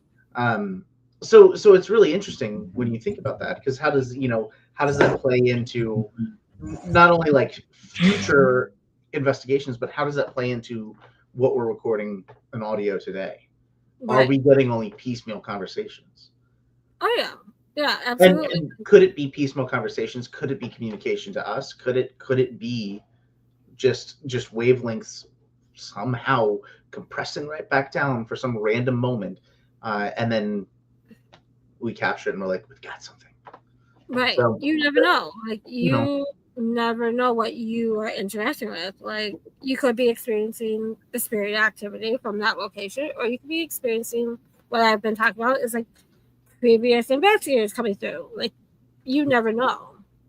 Yep. Unless you specifically get something that says something very specific. Something terrifying. Oh my God. Like Santa Claus. Oh my God. I'm sorry. All of a sudden I look at it, Santa Claus. I'm like, oh, of course, look at Santa. Old Saint Nick came to Mr. Christmas here, guys. But it does, and this is a topic that I have rambled on a podcast for 2 hours before, by the way. So I don't want to spare your ears. But what is a ghost? Yeah. What is a ghost, right? We're so pigeonholed into the belief set and structure that ghosts are our dead relatives, right? They are our long lost loved ones, that have passed on from this mortal coil, and in some romantic way, that is fantastic. That's a wonderful way of looking at the world, right? Because that would also say, hey, listen, we're all going to die, but it's okay. We're all going to be safe, because we know that we're going to be ghosts then. We're going to be okay. Is that the truth? No, that's not the truth. And that's the uncomfortable conversation that a lot of people, I think, in the paranormal field aren't talking about, is what is a ghost? Why does it have to be a dead person? It doesn't have to be a dead person. If you look at if you want to go really, really scientific, crazy, and it's one of my favorite theories, the idea of the many worlds theory, the multiverse. right? And not in the same sense that you look at Stephen Strange in Doctor Who, where they're literally ripping open a portal and walking through, but in the sense that there very well could be other universes. And for example, in just one ideology of what is a multiverse, it could be every decision that we make just the opposite of it. Right. There is also a popular theory that there is a dark universe, right? Because there is a lot of dark matter that was created during the Big Bang when our universe was created, and so our universe went one way, right? But it needed and every action has an equal and opposite reaction. So that means that there was something else that went the other way. Right. So when you consider that, you've got universe, and then you've got dark matter, dark universe, whatever. So we already have the idea that there could be two. So if you fan that out and you say, well, as an investigator, I'm going to a historic location that has been around since, for example, one location that I investigate very frequently is Henricus Historical Park. And Henricus City is the second oldest or second English settlement in America. They had Jamestown, and then they had Henricus. Jamestown became very deadly. It was very sickly. There were a lot of sick people there. There was a lot of infection, a lot of attacks from the natives. And so a group of people got on a ship. They went up the river, and they found this very just verdant and very perfect for growing peninsula, and they founded the city of Henricus. And Henricus sat there from 1611 until about roughly 1622. Oh wow! And in March 22nd of 1622 was the Indian Massacre of 1622, and the vast majority of the population of early American settlers were wiped out by the natives under Chief Powhatan. He had created a confederacy with all of the local tribes. It was actually something really to marvel, that he created unity in such a very large space. But the vast majority of that city was essentially murdered on that day. And so what happens? Well, history still happens, right? People live there for a while. And then during the American Revolution, it was a very important piece to defend and fight from, because it's right there on the river that heads up into Richmond, which is, kind of very close to Washington, D.C. And then you've got the Civil War. And again, where is this fort? The fort of Henricus is sitting right on the river that leads to Richmond, right to where the White House of the Confederacy sits. So it has 400 plus years of history. Yeah. And that's only the history that English men have been here, 1622. That doesn't account for the hundreds of years that natives lived in this area. There's actually an Indian village. I can't remember the name off the top of my head, but the Indian village was right there. And it would have been migratory lands for growing, lands for hunting, whatever. There were people here for thousands of years before us. Crazy. Oh, And yeah. so when you think about that, and you think of the idea of, well, could there be a multiverse? What would that mean? That every other universe could potentially be a second behind us. And then another second, and then another second, and then another second. And seconds add up to minutes, add up to days, weeks, months, years, decades. So you might be, just for some reason, our universe and this other universe are just bumping up against each other at the exact right time for you at this historic location to say, well, I just heard somebody over here. Well, what happened? Like, how do we know that? Well, it sounded like they were talking with vernacular from 1618. And so now we've recorded this. Does that mean that was a dead person talking? No. In their universe, they're very much so alive. Right. And this is just a very, very topical view of the multiverse. And, that doesn't account for how do we interact and so on and so forth. But scientifically, one of the things that we've been seeing, hey, how are you, Eternal? One of the things that one of the teams that I work closely with here, CPRI, they're performing a study where they're seeing a spike in ionizing radiation, most likely a Higgs boson particle. that is appearing immediately before, during, or after a preternatural experience or phenomena. So that means that whenever, let's say, they hear a disembodied voice, or they hear footsteps, or a door opens by itself, they see a spike in ionizing radiation that is literally the levels of Hiroshima. Oh, wow. But this particle, this Higgs boson particle, that is the God particle, is supposed to only exist in black holes. All of a sudden, just popping into existence for a second and then disappearing. So, that is scientific. That is tangible. That's something that you can measure, which to me is just so vastly interesting because, to me, what is the paranormal? It means just not normal. And to me, that is something that is just in need of being explained, right?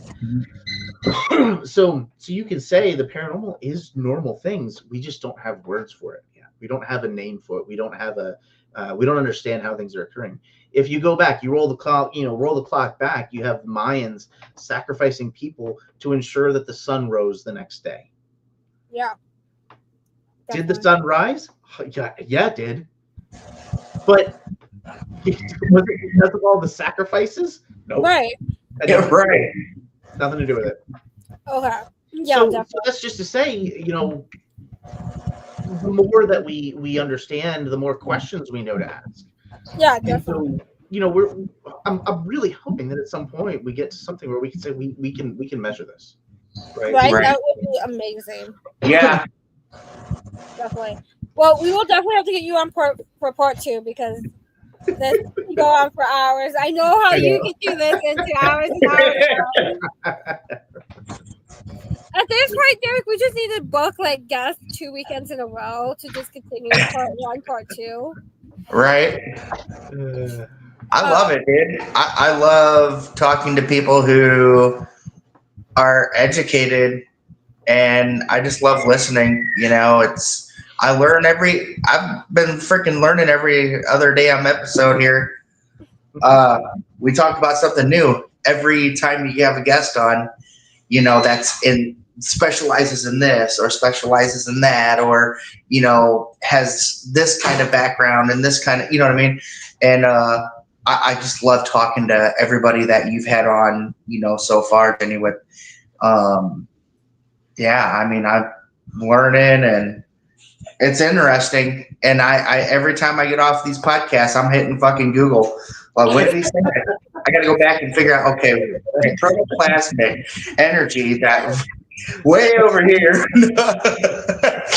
But yeah, I love it. So for sure, man. Thank you for coming on. Yeah, thank you guys for having me. I appreciate it. Thank you for letting me just ramble. No, I love it. Like I said, yeah, I love it. So it's great. Yeah, we'll definitely have to get you back on after the new year and continue this conversation. And I have a feeling we'll be having this conversation again in July when I see you, or in June when I see you, because you are coming with me on these investigations. Or January when you come down to the Hanover Tavern Paracon, January 30th, 31st. Yes. See how we went full circle there? We started off with the Paracon, and that's what we got to go back to it. Right? So tell everyone where to find information about the Paracon, how to buy tickets. Yeah, so be there, all that fun jazz. Tickets are on sale now. It's the Hanover Tavern Paracon. If you just look for Hanover Tavern Paracon on Facebook, you can find it. I also have a Wix site. It's Hanover Tavern Paracon, I think, .wix site or something like that. Just Google it, you'll find it. You can also look on my team, Transcend Paranormal, or transcendparanormal.com, and both have links and everything.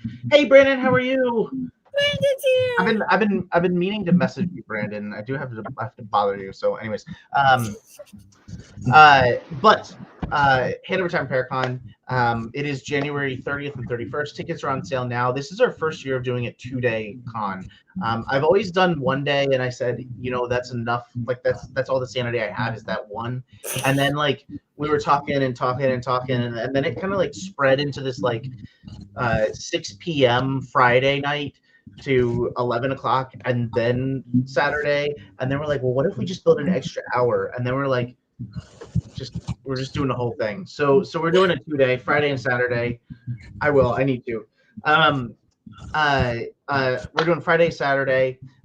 We're gonna have a bunch of really cool folks. One of the things that I want to do with, or what I try to do with this Paracon, is I try to keep it educational. I want it to be something that you walk away feeling like you've learned something, or you see something in a different light. You have some more information, something else that you can wield and utilize. Yeah. And so with that, I try to bring it to be a full width of the paranormal, but also people that aren't like, buy my book or watch my TV show. It is, I have something to share with you. And so that's what all of these presentations are going to be. On Friday, and I don't have a full guest list announced yet, but I will share with you everybody that I do. Paul Hope is going to be talking. He's a local paranormal guy here. He works with CPRI, but he is also a retired officer, and so he's had his own set of experiences while being, working on the force, and so he shares that and how he had to work through some of that, right? Because you very easily go from I'm a police officer to the precinct's shrink said I'm crazy and now I'm locked up. So you gotta be careful. So it's interesting. Adam Bonnet Glider is going to be coming. Awesome. And he comes to the bash, but he's going to be kind of sharing about, how he approaches and investigates the paranormal while also dealing with his, disabilities, paralyzed, legs down. So he's bound in a wheelchair. And he's an awesome dude, and he's investigated some really, really cool locations. And so he's going to share, how does he go about that? How does he approach the paranormal? Vince Kellyan is going to be coming. We talked about that earlier. Vince is going to be coming, and he's going to be sharing his latest work, his abandonment issues presentation, and he's shared some of it with me, and it's so wildly interesting, and I love everything about it. So I demanded that he come. I love him. He is. Ron Yacovetti and Lourdes Gonzalez are going to be coming. Oh, yeah. I love those two. It's John Covey. Hi, buddy. And they're also going to be doing a digital seance on Friday night. Patty Negri and Rob Thompson are going to be coming. They're going to be doing a gallery reading. Awesome. We also, kind of going into the more scientific, or not necessarily scientific, but different kind of approaches to the paranormal. One of the things that I always feel is in the paranormal, we say we're paranormal teams, right? What is my team? Transcend Paranormal, right? Paranormal just means not normal, and so that actually includes cryptids. It includes UFOs, ufology, aliens. Oh yeah. Right. But when we say paranormal and we say it's a Paracon, what do we think? Ghosts. Right. And so we actually experimented with the idea of like bringing in somebody to talk about cryptids last year, and people loved it. Like, it was just so well attended and well received. And we talked about the Dogmen of Virginia and Bigfoot. That we decided to make 2 tracks, and so we have one track where we have folks coming in from MUFON this year. Nice. Mark Waldman is going to be coming in, and he's going to be talking about UFOs, ufology, aliens, and their like research, how they perform research and how they go about it. We also have Dan Kegley from BFRO, the Bigfoot research organization, and Dan is going to be doing the same thing. He's going to be talking about some of their findings, how they approach investigating their research, and so like I just thought that would be really cool to like That is cool. round it out a little bit. Right. We're also going to have Darcy Staniforth. She's going to be coming in virtually, and she talks about spirit photography, and how that evolved through the ages. And most specifically, we always remember the Victorian era, and some of like the ectoplasm coming out of, and how that all worked and how that came about. So she's going to be talking about that, and I think that's really, really going to be neat. And then I have some of my really good friends, Ashley and Missy Connor, the Connor sisters, and they're going to be doing a mediumship workshop. So they're going to be, they're Appalachian witches. They were actually raised Catholic, and so they're going to be talking about their journey, and how they got into mediumship, and what really helped them step, a little bit forward. I and Chris Vaughn, my buddy, are going to be talking about the ghost we carry, which is a kind of a dive into what is a ghost, but from the aspect of what are the things that haunt us. Right. And so the ghosts that we carry often are, I guess, undealt with grief, right? For example, I talk about the loss of one of my best friends. I talk about the loss of David Taylor, and how that has really, really impacted me, not only personally, but also how I investigate. And so we kind of explore, what are some of these ghosts that we bring with us to these investigations that don't necessarily cloud our judgment, but definitely put on a kind of rose-colored glasses as we investigate. And I'm working with Heidi Kemper. She's going to be coming down as well. So there's a lot of really cool people. It's not like a lot of the same folks from Right. every con, but that you see every really, and there's I love all those folks. They're all I like to be friends with everybody. So they are all wonderful people.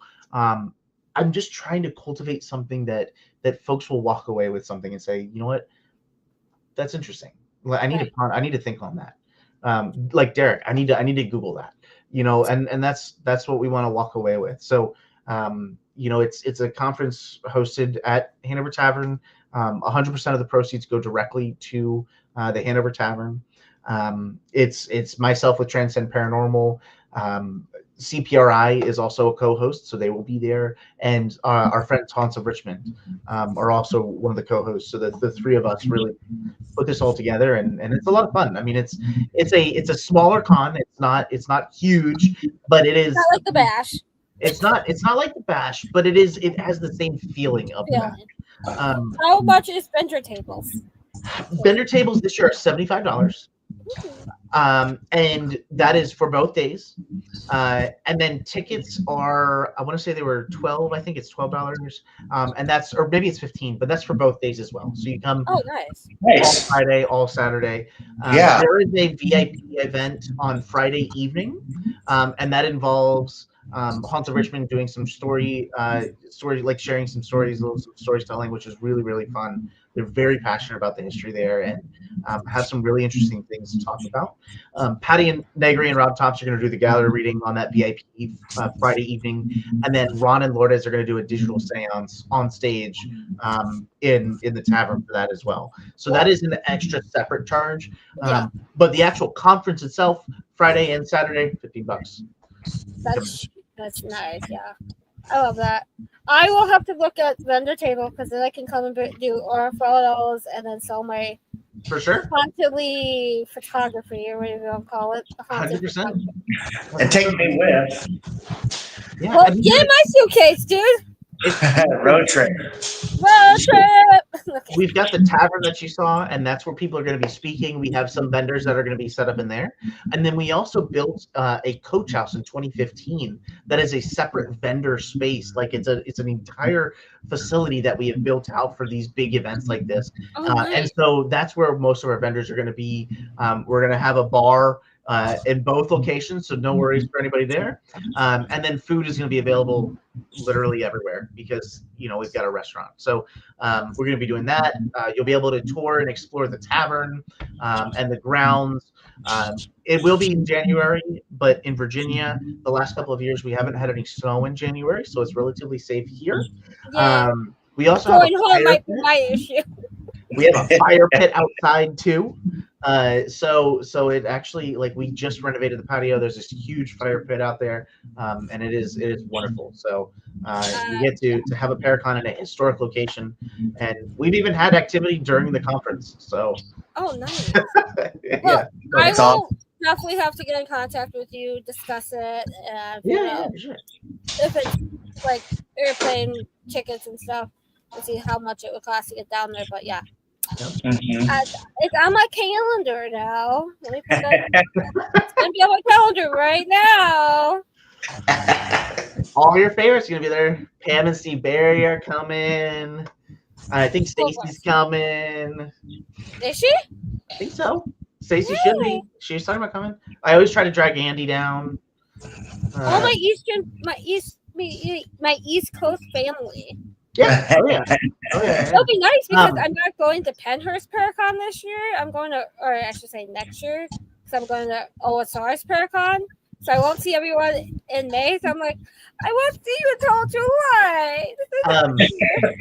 Ashley Moreno is coming, Okay. and she is going to be our host in honor of David Taylor, because David Taylor was our host for our con. He was our voice, and so his presence is deeply missed. And so we have asked Ashley and Larissa Rex is going to be coming with her husband, and so they both were on a show with him, and so they're gonna help kind of MC us for the weekend and announce all of our speakers and everything. So we've got a really good group of folks just coming and hanging out, and it's a I'm very big on the no drama thing. Right. So it is a very nice, like, everybody gets along, everybody has a good time. I have I guess very much in the same way that the bash for me has been an opportunity for me to rebuild some of the bridges that I've accidentally burned, and I've been able to do that. The tavern has also, and the Tavern Paracon has served that for me as well, and so they both hold a very important place in my heart, because they've I feel like the energy that it cultivates allows for people to relax and heal and get to connect. That's what I try to build for this Paracon as well. So good for you. It's a fun time. Is Richmond Airport the closest to there then? Yes. Yep. Richmond RIC. Richmond International Airport is very close. If you wanted to fly into Washington, D.C., Dulles is probably 2-hour drive north. It might be a little bit cheaper, honestly. If you look at like flying into Dulles and then renting a car or something and driving down, it might even be cheaper than going to Richmond. Okay. I'll have to do some. Richmond is kind of like Richmond's like one of the terminal, kind of end ones. So, well, we will definitely have to get you on again, like we said. Yeah. It was a great conversation. This can go for hours. I know you, Steve. I know how you can go on and on. I can jab, man. I can jab with the yes, you can. I've seen it happen at Gettysburg. I know how it goes. If I can't get over to your Paracon, I will see you in June, because I want to kidnap you and bring you to my investigations. If not, I will see you in July for sure. I will be at the bash. I already have a hotel room, so. But we have a hotel room. Yep. We all book hotels before we leave, don't we? I do too. Yeah, I booked I asked Steve. I'm like, Steve, I said, you got the link, and he's like, yeah. I'm like, I just go down to the checkout desk and be like, hey, I need a room for this week, for this event next year. And they're like, oh, we haven't opened it. I'm like, open it. And I go and Steve, I'm like, can you tell him to open the books for next year's date? He goes, okay. And I booked it. I'm like, thank you. Yep. Yeah, I booked it before I left last year. Because I know. Because you know how fast those rooms go. It's sold out already. You have to book it before you even leave the bash before you leave for next year. Yeah. Are you talking about Gettysburg? Yeah, Gettysburg Battlefield Bash. I think Alicia's going to that one with you, isn't she, or something? I think so. Yeah. The bash is. I can't speak highly enough about the bash. I love the bash. I'm not a vendor this year or next year. I'm just going to go as attendee and just hang out because I want. I don't see any problem with that. I just want to go hang out with people. I've done that at cons, and that has been the best time I've had at conferences, is not being tied to a table. Right. Yeah. But then, what we could do is go up to Andy's location that night and investigate and not have to worry about being up at 10 a.m. for a table. Yeah. I mean, I just, not gonna lie. We we almost did this year when I had to ditch you guys at the location and be like, I know, that's what I was saying. Like we went to Knoxville Ridge on Thursday night, right? Yep. And we were supposed to. I mean, we set up the table, but then I swear to God, I promise you, I didn't get to that table until like 10 o'clock. Or Yeah, like you the didn't get other there way. right away. I think it was more closer to like noon. I think it was more closer to noon before you showed up. I was like, well, I wonder how long they stayed at the house. Because Listen, I if know it was somebody, you, it was your team, and then it was Rodora's and and Ron. Christina was Christina. there, Ron and Lourdes. You all yeah. showed up as I was leaving. I'm like, this isn't fair. I This told is you not that. fair.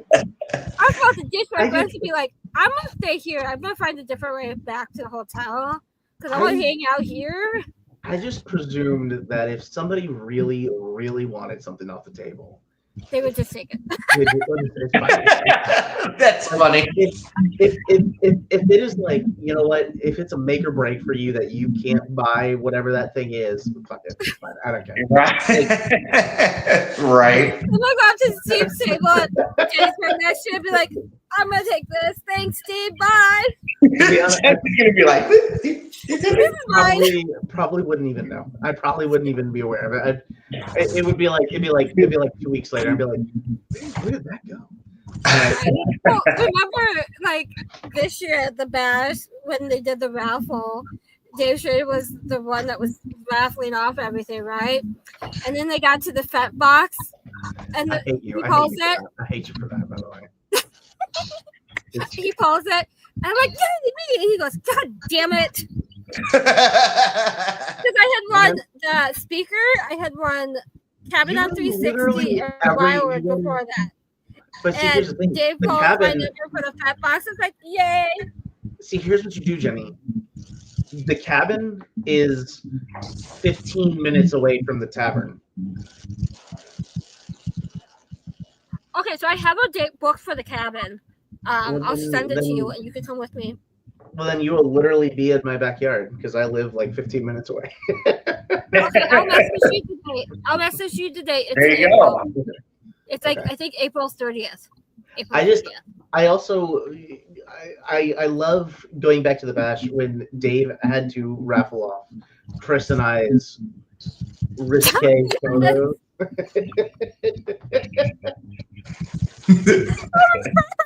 I forgot about that. Oh my god, I forgot about that. Yes. I have a picture if you want to show it. Hold on.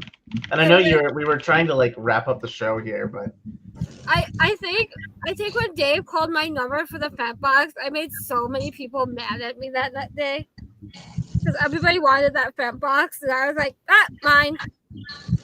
let's see. So let me send this to you, Jenny. You sending it on Facebook? Yes. Okay. There's that one. Yes, I remember this. Hold on, I gotta share it. Hold And on. then my favorite. This was hilarious. And who won it? Wasn't it Pam who won it? Oh, it was Pamberry. Yeah. I was like, I think it was Pam who won it. Hold on. Stop share screen. Share screen.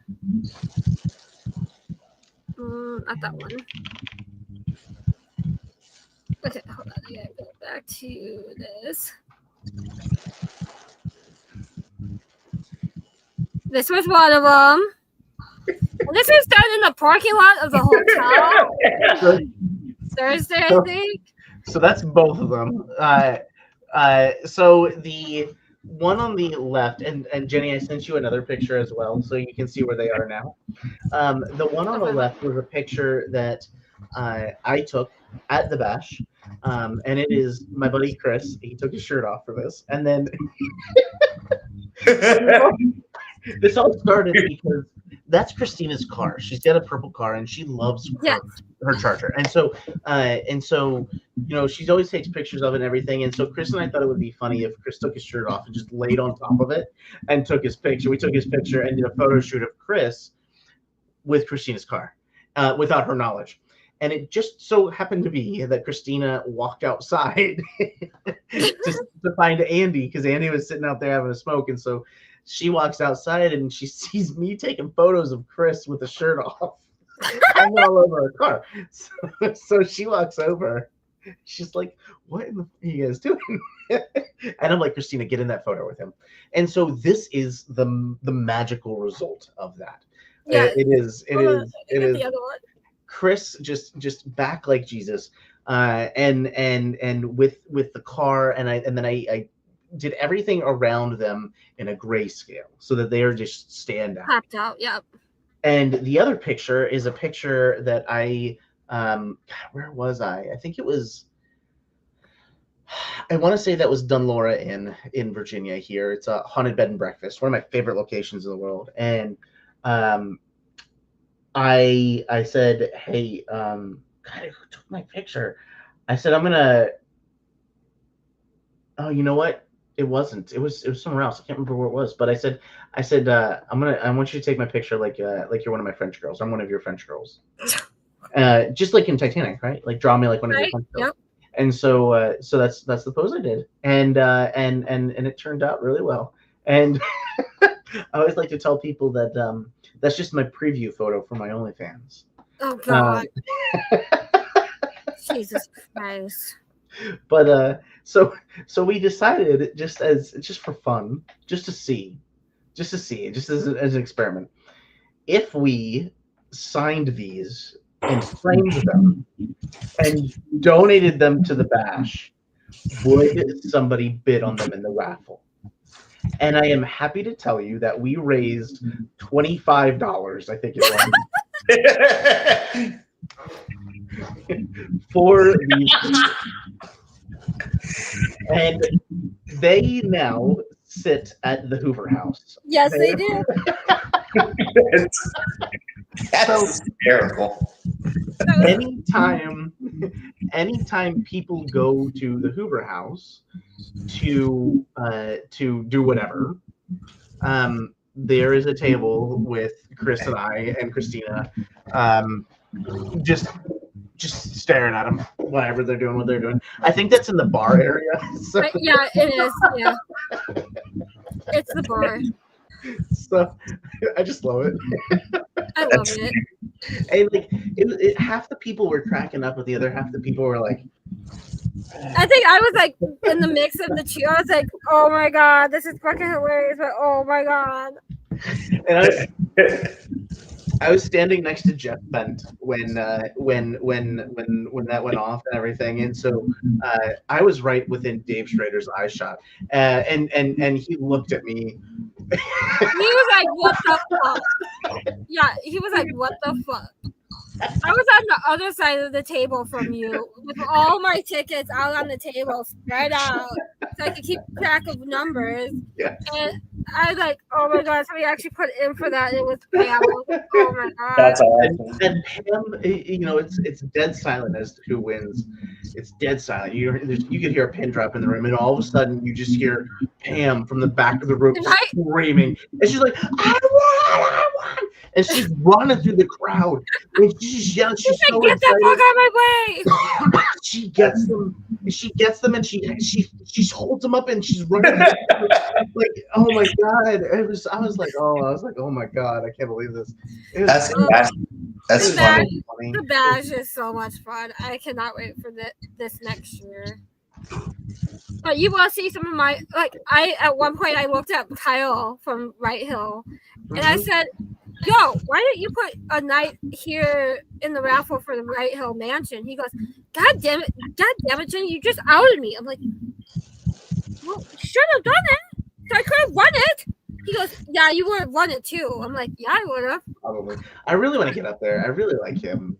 I told him like, I expect a night. I expect a raffle next year here for Wright Hill so I can win it. You need to be banned from raffles. No more raffles for Jimmy. Hey, all of my investigations for 2026 are raffle winnings that I have won so far. We're gonna ban you from participating because we're doing a raffle and you can't participate. I donate a lot of money, like Adam Kimmel's at FCI Con. If I figured out how much I spent at FCI Con to win those investigations, yeah, your husband would murder you. Yeah. Yeah. Well, I don't care what he would have done. I think I spent like $600. I think it was about $600 to FCI. Oh, yeah. 200 at Gettysburg. Probably like 300 at ISS Con. Yeah. Just to pay it, I suppose. But it all goes to good causes. So it's like, whatever. Yeah, It is. Jenny's investigations is what it goes to. Right? Hey, I won. Adam, so, because Adam kept calling my name from Madison and Fairfield at FCI and ISS Con, he's giving me a week between the two locations for free. I have Billy Creek Village. I have Cabin 360. I have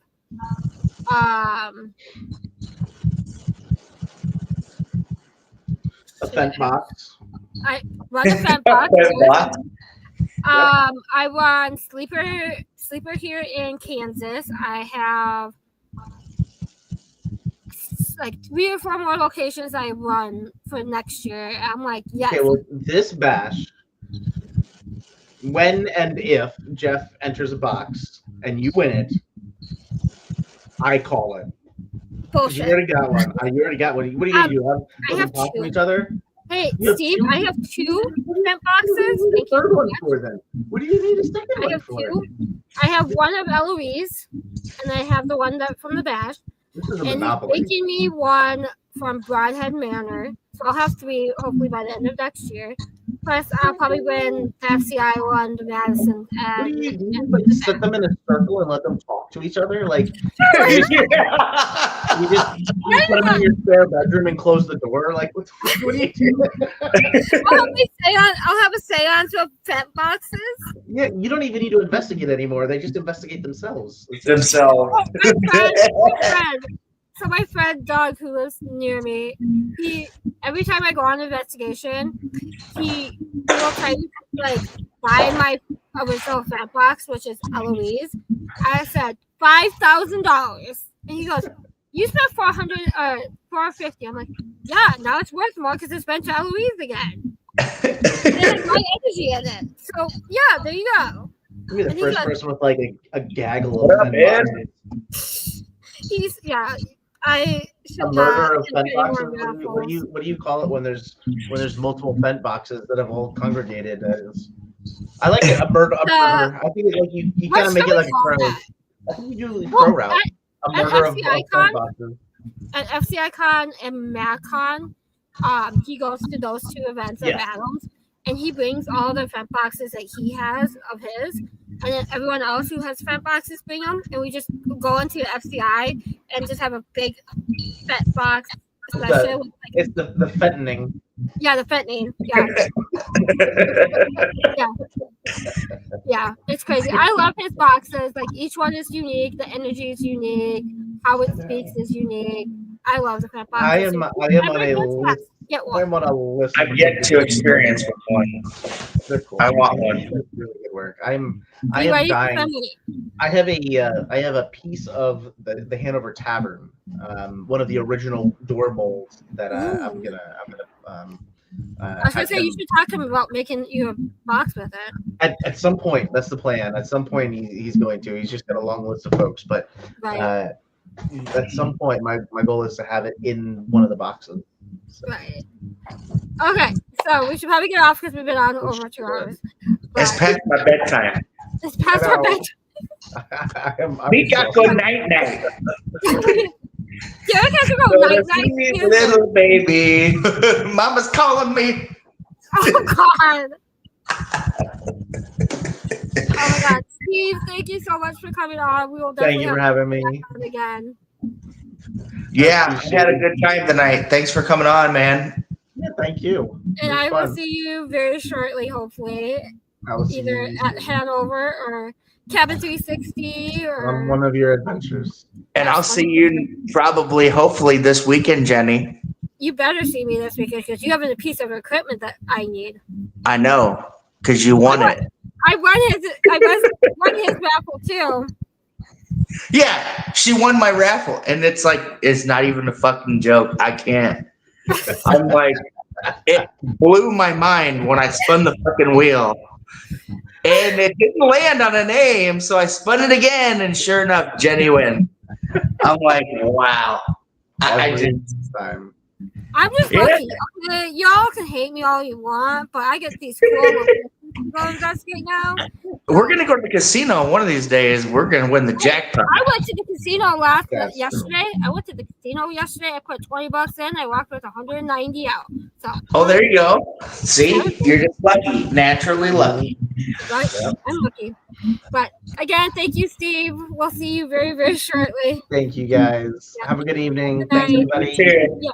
Bye. Before we hop off, I am going to do this real quick. Hold on. So I'm super excited. Let me go back to my Facebook page here. We have Stories Within Photography 2026 calendar is available. Super excited. So this is the front page. It is of Penhurst. And then if my Facebook lets me, we'll show you the other ones. Come on, Facebook. Stop it. You have January, which is the Northern Lights. It's beautiful. You have... Come on, Facebook. Don't be a douche. Oh. Hold on. Facebook, I hate you. Come on. Well, you have Winchester Mystery House. You have Ruby Falls, which is in Tennessee, and then a old Battlefield in Tennessee for January. Winchester Mystery House for February. You have, if it loads, yeah, 2 haunted dolls. One's from White Hill Mansion. One is from Rochelle Club. If it loads, I will show the next one. You have Ohio State Reformatory. Oh yeah. This Those is are- May. And then you have Eastern State Penitentiary. You have the next one is July, which will be Gettysburg, Pennsylvania. And then come on, Facebook, be nice to me. Then you have Alcatraz. Steve says, "Thanks, guys, for having me tonight." Oh yeah, it was a pleasure. It was a really great meeting Steve and getting to know him. Oh, yeah. He's awesome. And then I think I missed one. You have Annabelle and Annabelle. You take some really good photos. Thank you. Hold on. Yeah. Yeah, Billy Creek Village for September. The next one is Annabelle. If it ever loads. My computer's very stupid. Annabelle, and then the movie Annabelle. And then you have... Is that the Annabelle portrait that you sold recently at the shop? Yep. I love it. The National Club, and then Virginia City. And then you have California is the next one. Yep, California. Oh, yeah. But these are available for sale. They're $25 plus shipping and handling, so they'd be like $35 with everything. They are pre-orders, so if you want one, send me a message. I will get it to you. Otherwise, you can get any of my photos in 4x6s, 8x10s, and now canvases. I just sold my first canvas today at Really Shop, which I'm super excited about. It was Annabelle. So Annabelle has been flying off his shelves like crazy. Like every day, every week, I get a message saying, "Hey, I need a restock of Annabelle." I was like, "Here you go pick it up at your Walgreens." But yeah, That's cool. If you ever want any of my photography, just message me. I post it on Stories Within Photography page and then my personal page. So feel free to message me, and we will get those going. But yeah, that's something new I've been doing lately, and it's been. And I'm anticipating your little surprise that you have for the winter. Yes, I'm hoping to get that all done this week so we can host it for Black Friday, so we'll see. Y'all. Y'all, it's gonna be amazing. I love them, and we haven't even got them in our hands yet. And let's just say you will want one for winter months. You will want one. They are nice. They are.